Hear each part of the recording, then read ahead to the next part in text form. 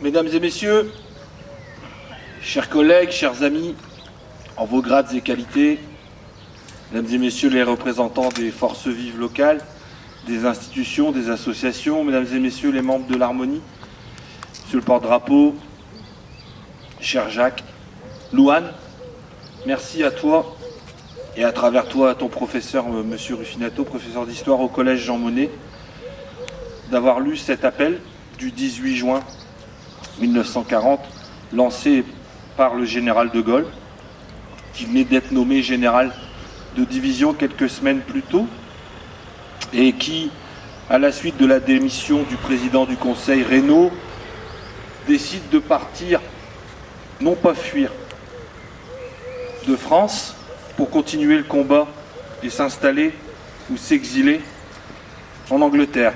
Il arrive à Londres le 16 juin.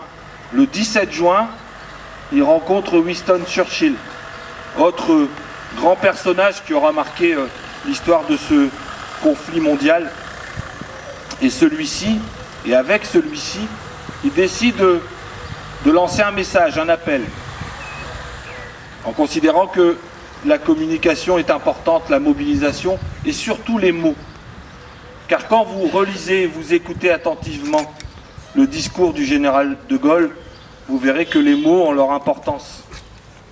Vous verrez qu'il s'expose, il s'affiche, il s'affirme, et il incite toutes les personnes qui l'écoutent et qui l'entendront à le rejoindre. Ce message est enregistré le 18 juin 1940 sur les ondes de la BBC. Malheureusement, il n'y a pas de copie de l'original, ni de photographe. Donc il y a une seconde version qui est donnée quelques jours plus tard, et c'est cette version-là qui est restée dans la mémoire collective. Et à travers cet appel, qu'est-ce que nous dit de Gaulle? Il nous dit que le combat n'est pas terminé. Il nous dit surtout que l'honneur de la France est prédominant et plus important que tout. Et c'est d'ailleurs grâce à cela que quelques années plus tard, lorsque cette terrible guerre prendra fin, que la France retrouvera sa place sur l'échiquier mondial. Si aujourd'hui la France a un siège au Conseil de sécurité de l'ONU et fait partie des membres permanents de ce Conseil de sécurité, c'est grâce à De Gaulle. Et encore aujourd'hui, on peut en apprécier les résonances, les répercussions et l'importance de la France, de ses idées, de ses valeurs, qu'il a su défendre. Et comme ça a été dit par Hervé, il a embarqué en arrivant en Angleterre dans ses valises l'honneur de la patrie. Aujourd'hui, le gaullisme, pour faire une jonction avec notre époque, c'est quoi, si je puis me permettre? Eh bien, c'est la notion de l'intérêt général.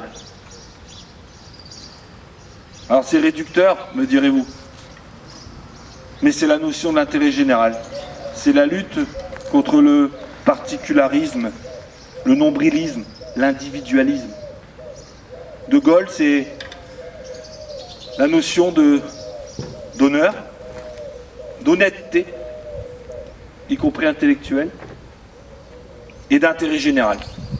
C'est-à-dire qu'il faut que dans nos collectivités, qu'elles soient locales ou territoriales, il faut qu'on se souvienne et qu'on défende au quotidien l'intérêt général. C'est ça qui est important. Alors voilà, pour faire la jonction enfin avec Grand-Fort-Philippe, qui comme toutes les villes a souffert de cette guerre, et comme toutes les villes a aussi des héros et des héroïnes. Ici, vous le savez, nous sommes sur le square Gudfino, qui est un des martyrs, mais qui a eu la chance de revenir, entre guillemets, libéré le 9 mai 1945, en Tchécoslovaquie. C'est aussi Robert Pruvot, qui lui, malheureusement, a été exécuté à Dortmund. C'est aussi beaucoup de familles de Grand-Fort-Philippe, famille Paillard, Finot, Pruvot, entre autres, qui se sont sacrifiés et qui ont à leur niveau fait en sorte que justement l'appel du général de Gaulle résonne et que le 6 juin 1944, s'il y a un débarquement des Alliés sur les plages de Normandie, c'est justement parce que pendant 4 ans, des femmes, des hommes et des enfants se sont sacrifiés pour faire en sorte que. Alors c'est important de se retrouver, de célébrer cette mémoire. J'ai aussi une pensée pour notre ami et mon ami André de Mazières, qui lui aussi, du haut de ses 15 ans, s'est engagé, s'est investi, s'est élevé à son niveau contre l'occupant et a fini dans le maquis avec une balle dans le ventre. Aujourd'hui, André, il habite au 95 route de Gravelines, bon pied, bon oeil. Et il a cette grandeur qu'avait aussi De Gaulle, c'est l'humilité, la simplicité. Et puis, à travers De Gaulle, j'ai aussi une pensée pour quelqu'un qui mérite véritablement aussi et qui incarne cet esprit de cet appel du général De Gaulle du 18 juin, c'est Jean Moulin. Voilà, Jean Moulin, c'est un homme immense qui s'est sacrifié, qui s'est donné et qui a fait en sorte que cet appel soit traduit par une organisation, une structuration, une fédération des conseils de résistance pour que justement on puisse aujourd'hui se souvenir et puis garder cet honneur qu'a été et qu'est la France et qu'elle le sera à tout jamais. Vive la liberté, l'égalité, la fraternité, Grand Fort Philippe, et vive en effet le général de Gaulle. Merci de votre attention.